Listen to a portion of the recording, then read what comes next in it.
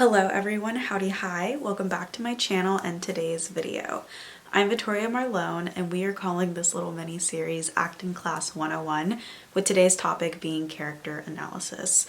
I'm going to be going over 5 things I do when building a character as practice and of course after booking the role I'm given to build what I believe is the foundation of every good actor, and that is the ability to take what you're given, expand on it, and create this individual that you're going to be portraying. So with that, let's get into today's video. In today's video, I'm going to be using my iPad. I found a really nice database from a playwright and screenwriter who shares scripts. So I thought it would be good to give a visual on the screen to show you as I work through just one page of a script to show ways you can create character analysis. I also will be linking the script in the description so that way you have it and you're able to apply your own to this script, or in general, if you just want something to practice memorization, etc., you'll have it. So this script, the title of it is Home Late by Alexander Lee Reckers.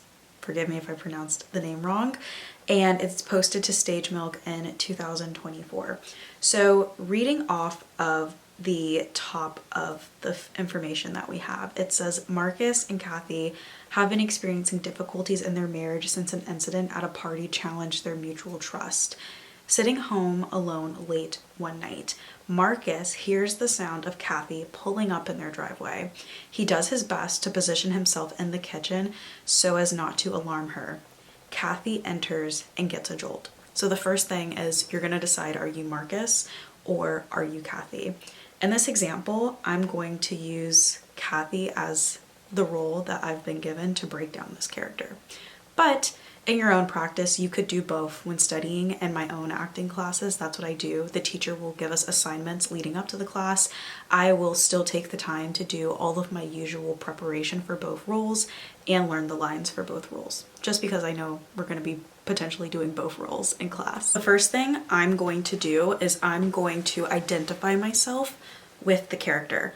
I'm Kathy. So before I even look at any of the materials, I'm going to go through the script and cross out the name of the character and write either I or me, or when the other character is speaking of me, I'm going to just cross out the name, because since I'm Kathy, I don't want to eliminate the conscious mental decision to become Kathy.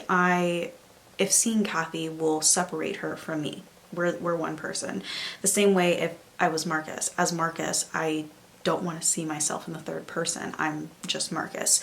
So that is what you see me doing on the script in the screen recording that I'm putting on the screen with me. Next thing you saw me do, which isn't really related to my character analysis, it's more so what I do in my script analysis, and I'll be getting more into that in my more updated acting practice, my method, if you will.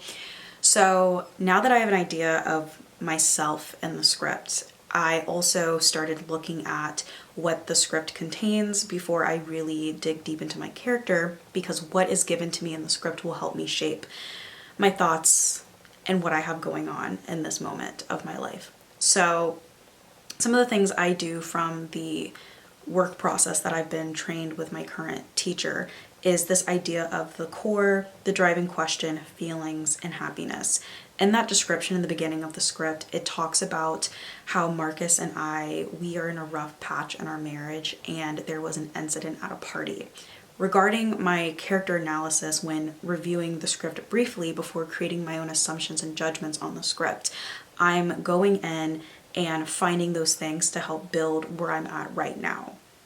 And right now, I'm choosing to go with the route of I haven't done anything wrong. I'm now questioning my husband's behaviors because it feels accusatory for maybe something I think he did, and is now blaming me and is paranoid about my behavior because of his own actions.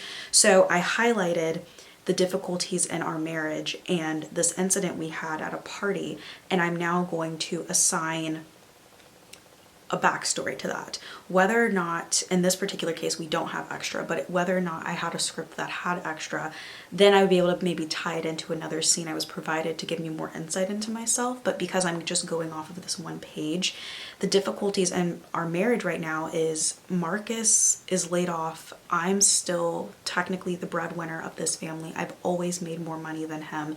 So there's always been that tension of me and my salary being more than what he had, and now he's lost his job.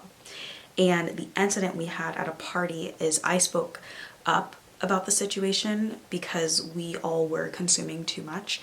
And when someone asked how things were going, I kind of vented in front of the group how I'm so exhausted and I wish that Marcus's company wouldn't have gave everybody layoffs, because I already make the most money and I'm already working so hard in the house as well, being the only one who seems to cook and clean and take care of the pets.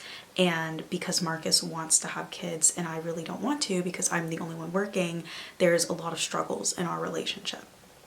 That is giving my character more depth into where I'm going into this scene. So I'm picking up on the material, what is already given to us before even looking at the dialogue, and I'm creating a backstory into how I want to use my emotions in this moment. Now, as I showed, for this particular scene, think I'm going to select the core of respect. I'm going to maybe do some feelings based on when I actually look into the dialogue. My happiness, as my acting teacher likes to call it, is if a fairy godmother would grant you any wish in your life, what would it be? And I think my happiness would be that I win the mega lottery and I become a multimillionaire and never have to work again. That's my ultimate happiness in life. If she could just grant me that one wish, that fairy godmother, I'd be a multimillionaire because I won the 600 million jackpot lottery. And even after taxes, I can pay off my bills and live the rest of my life and do everything I ever dreamed of with the money I won. So that's my happiness. My core here, I chose respect because I want to be respected by my husband, and I don't feel respected in the relationship with the examples I've created for myself in the prior part of this clip. And my driving question for this will be decided, and the feelings as well, once I kind of break down the dialogue. So that's what I'm going to do next, and then go over the last 3 tips I want to share in this video about building this character of Kathy. Okay, so tips 3 through 5 with character analysis that I'm going to be sharing in today's video is what I showed on the screen of my writing and breaking things down. Some of this was pulled from the script analysis that I do, but as I'm building myself up, I'm also giving myself some backstory and history with my character. That explains the decisions I would be making, and if this was a script analysis video, I would have been talking about the concept of the inner tactics, outer emotions. I probably mixed that all up, but my teacher kind of has this method that she has us go over where there's the inner thing you're thinking and how you're going to present it in your outer behaviors. That's something I'm still getting better at. She told me I need to stop thinking so much and be more primal about it. But with what I showed, still following just breaking down the character. As I said, there was things I highlighted in that background context that we were given. I put the difficulties in the marriage are I make the most money. And as I shared in here, also thinking it through, I make the most money. I'm the only one who does the housework. I have always been the breadwinner and I'm exhausted. And so I also highlighted that we had an incident where I shared about his layoff and the fact that he's just so lazy and I'm the one who does everything. And I shared that to all of our friends, and that's something he obviously didn't want getting out to the group. Now, I also added on when I was breaking this down that he likely is experiencing depression from his job layoff, and he's maybe still mad at me for doing that at the party. So I didn't write it on the script, but I also decided to go down the route of creating this character. I believe my husband is doing things he shouldn't be doing, and he is trying to pin it on me because I'm essentially his target. He's mad at me, he's doing things he shouldn't be doing, and now he's taking it out on me. So all the things that are brought up in the script as I broke down the dialogue are what I feel are reflections back at me. So as I went through, I did, to keep it color coordinated, wrote how I was feeling towards those feelings. I wrote at the top. So the feelings I chose for the character were fatigued, confused, annoyed, defensive, and how I'm going to feel these throughout the dialogue. In the beginning, I chunked off that first top of I'm fatigued, I've had a bad day, I'm exhausted. The second half of the dialogue, I pretty much put, you know, I'm finally home, I just want to go to bed, I'm just confused why he's questioning me. Then it turns into annoyance of why am I not in bed yet? Why are we still discussing this? I really just want to go to bed. And then the final emotion of defensive, where I kind of have that blurt that I say to him where it's, do you, or Marcus, do you really want to know? Is that what you need right now? I can tell you if that's what you really want, but I don't think it would matter either way if I'm being really honest with you. And we get to that point where he's like, okay, I'm just going to set the downstairs house alarm. And I put, the reason why I'm so defensive is because this keeps happening and I'm sick of it. And so I also wrote some little things that you all saw. I know my writing's not the best with this. I noticed with the crayon it's better, but it's harder to see the crayon on a script. So with this pen writing, my scribbling looks way more cursive and loopy than it does how it would on paper. But when I say you scared me, I put that I have a history of anxiety, so people kind of being in my space or coming up on me or startling me is from something in my childhood that makes me anxious. Like I'm used to people doing that and making me uncomfortable. So my husband just did it and that's why I'm flinching, and that kind of leads me into that preparation into the scene. When I'm getting ready to film, as they say, you know, mics are rolling and action, I'm already kind of preparing as I'm waiting for that action cue of, oh my gosh, like that one time in childhood where someone slammed a door, and now whenever I hear a door slam, I flinch and I'm startled, and now I can feel my heart beating a bit. I can feel myself getting into that mindset of, oh my gosh, like what just happened? And then of course I'm already tired, so I think about the long work days I've had when I was a barista, when I was volunteering at the hospitals, when I was a retail employee, even when I worked in universities for both as a resident assistant and as an administrative assistant. So I think about those days where I was like, I just don't want to be bothered. I'm so tired. And then I also think about those days where I've had those flinches at work when someone slams a door or someone just bursts into my office and starts talking to me really loudly. And so combining those two together allows me to apply this into my new role as Kathy, and how I would feel essentially walking into my home and seeing a shadowy figure thinking my husband's in bed, and how that would startle me because I'm so tired. I know I still have dishes I need to wash, even though I, as I say later down in the script, have a really bad habit of getting drive-through and eating my feelings. So when I say I already ate, I'm already feeling that guilt of I just ate like 2 hamburgers and a large fry and a milkshake, but I'm still coming home, I'm still tired. I know I need to wash dishes before I get into bed because I'm not going to do it in the morning, no matter how many times I say I'm going to do it in the morning. Then going down, when he's like, how's work? And I say long, I put, because I'm just so upset that this is my life. I know what that feels like. So I'm applying that to the character, and how in this moment, let's say I'm a doctor.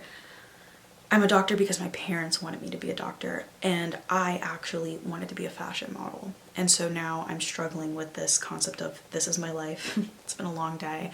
I really don't want to do this right now. And so that's what I kind of added throughout the rest of this, just to read off my, as they say, chicken scratch. So you have some context there. When I say tonight, I'm thinking seriously, dude, like again, I'm tired.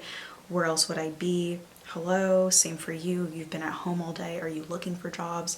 Are you even home all day? Like, I don't know where you're at. I'm working. I'm away from my phone. I have no clue what you do when I'm not here. But why are you questioning me?